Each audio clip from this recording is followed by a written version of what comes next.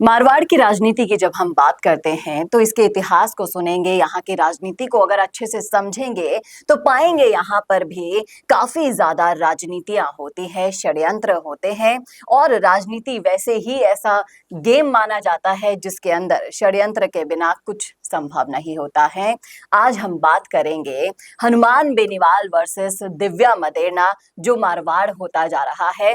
कौन है इन सब खेल के पीछे, किसके षड्यंत्र काम कर रहे हैं, किसकी दूर की सोच इस षड्यंत्र के पीछे काम कर रही है, और किस तरीके से राजस्थान की राजनीति में हनुमान बेनीवाल वर्सेस दिव्या मदेरणा वाला जो किस्सा है वो मोड़ लेने वाला है। सब कुछ आपको बताएंगे डिटेल में इस वीडियो में, इसलिए बने रहेगा आखिर तक हमारे साथ। नमस्कार, मैं हूं चेतना शर्मा, आप देखना शुरू कर चुके हैं संवाद भारत का, भारत के लिए। और इस मुद्दे पर बातचीत करने के लिए मेरे साथ मौजूद है हमारे editor in chief Varun Bhansali जी।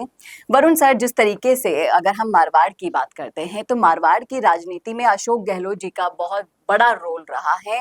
और एक समय था कि जब इन्होंने अच्छे से पूरा कंट्रोल कर रखा था इसी बीच, लेकिन पिछले कुछ समय से जब से उन्हीं के षड्यंत्रों का खुलासा हुआ है, उनकी पावर को कम माना जा रहा था, वो इतने सक्रिय नहीं दिखाई दे रहे। लेकिन जो पर्दे के पीछे से जो षड्यंत्र चल रहे हैं वो किस तरीके से चल रहे हैं, और हनुमान बेनीवाल वर्सेस दिव्या मदेरणा जो देखा जा रहा है, तमाम सारे सोशल मीडिया पर दिव्या मदेरणा के भाषण देखे जा रहे हैं जिसमें वो साफ साफ बिना नाम लिए टारगेट कर रही हैं। किसे कर रही हैं ये सभी को मालूम है।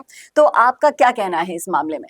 देखिए, राजस्थान के मारवाड़ इलाके की राजनीति को एक बार फिर से जाट वर्सेस जाट करने की कोशिश की जा रही है। और ये जो कोशिश है वो कौन कर रहा है ये पूरी तरह से सर्वविदित है। एक दूसरे को भिड़ाकर किस तरीके से राजनीतिक षड्यंत्र किए जाते हैं, इसमें अशोक गहलोत पहले से पारंगत है। और ये फिर से वही ओल्ड पैटर्न का काम किया जाता है। लेकिन जिस तरीके से हमेशा कहा जाता है कि आखिरकार तो बुराई का अंत होगा ही होगा, अब इन लगता है सारे षड्यंत्रों का पूरी तरह से अंत बहुत नजदीक आ गया है।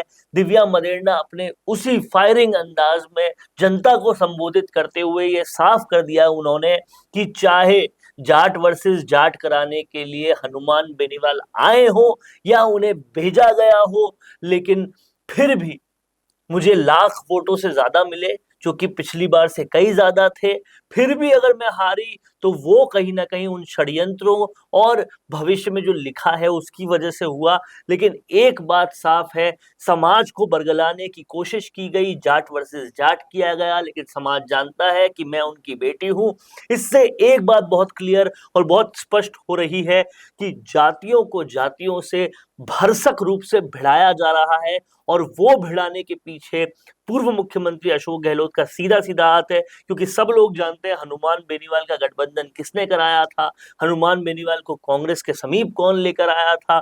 ये सारा काम अशोक गहलोत ने किया तो इसलिए था क्योंकि जालौर से उनके पुत्र जीत जाए, लेकिन वो जीतने में पूरी तरह से नाकामयाब रहे। और दूसरी तरफ वो दिव्या मदेरणा को हराने का काम कर रहे थे, क्योंकि जब जोधपुर से उनका सिक्का नहीं चल रहा तो जोधपुर के बिल्कुल पास ओसिया में दिव्या मदेरणा कैसे जीत जाए, ये कहीं ना कहीं उनको दिक्कत हो रही थी।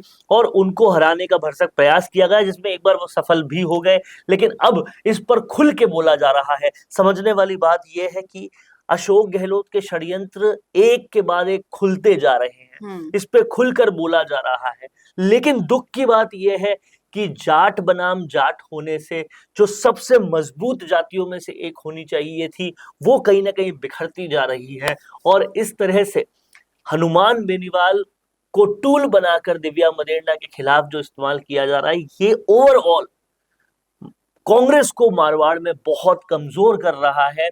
जिस तरीके से मेवाड़ में ऑलरेडी कांग्रेस कमजोर हो चुकी, मारवाड़ में भी कांग्रेस को लगातार कमजोर किया जा रहा है।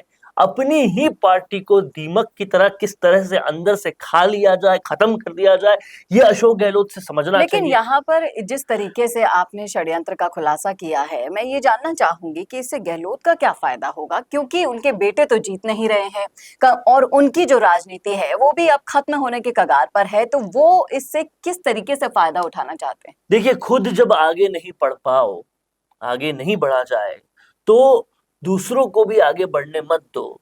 और ये एक पूरी तरह से पिक्चर बनाओ कि भाई इस पूरे इलाके में तो कांग्रेस जीत ही नहीं पा रही। नहीं तो क्या होगा कि लोग कहेंगे कि 3 बार के मुख्यमंत्री नहीं जीत पा रहे, अपने बेटे को नहीं जिता पा रहे, और एक बच्ची जो है वो जीत कर आ गई। तो इस तरीके से, और कहीं ना कहीं दिव्या मदेरणा आप देखिए शुरुआत से, भले ही वो जब सचिन पायलट मानेसर गए थे तो वो भले ही वो जैसलमेर वाली होटल में गई हो और अशोक गहलोत कैंप में मजबूरी से सही या किसी भी तरीके से सही वो रही हो, लेकिन उन्होंने 25 सितंबर की घटना का विरोध किया।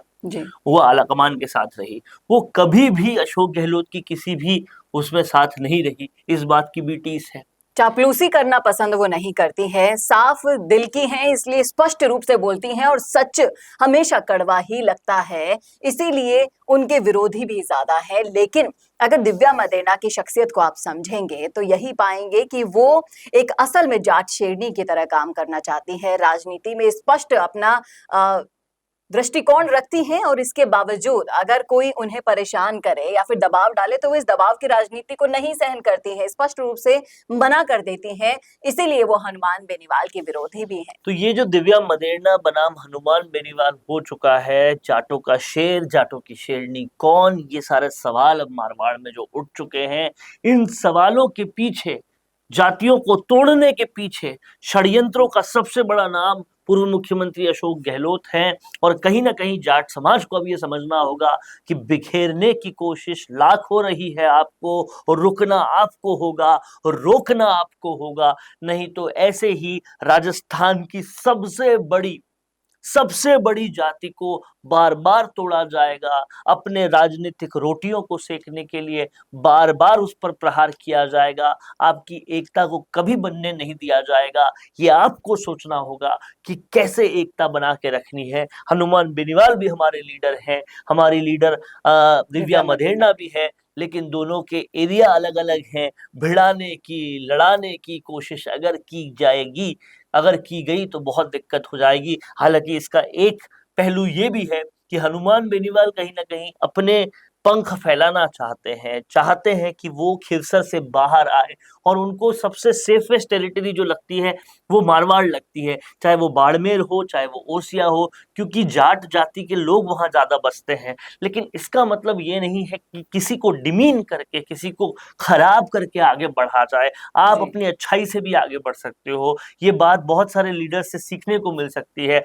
आप ये देखिएगा कि जिस तरीके से अशोक गहलोत पूर्व में दिव्या मदेरणा के पिताजी के भी पीछे पड़े थे, और भी क्या क्या हुआ था वो सबको पता है, लेकिन समझने वाली बात यह है कि आप परशुराम मदेरणा की राजनीति देखिए, उन्होंने किसी की बुराई करके राजनीति में आगे नहीं बढ़ी। वैसे ही जाट जाति को एक होना होगा, नहीं तो सब लोग उनको बिखेरते चले जाएंगे। तो ये थे वो समीकरण मारवाड़ के जो आपने नहीं देखे होंगे। ये पर्दे के पीछे की कहानी है जो इस वीडियो के माध्यम से आपके सामने लाई गई है। ये वो षड्यंत्र है जो रचा जा रहा है आप में फूट डालने के लिए, लेकिन एक सीख भी इस वीडियो के जरिए आपको दी गई है। आप बताइएगा जरूर, अगर आपने देखा है पूरा वीडियो, सुना है पूरा वीडियो, तो बताइएगा इस मुद्दे पर आपकी क्या राय है, क्या सोचते हैं आप इस तस्वीर के बारे में जो हमने आपको दिखाने की कोशिश की है।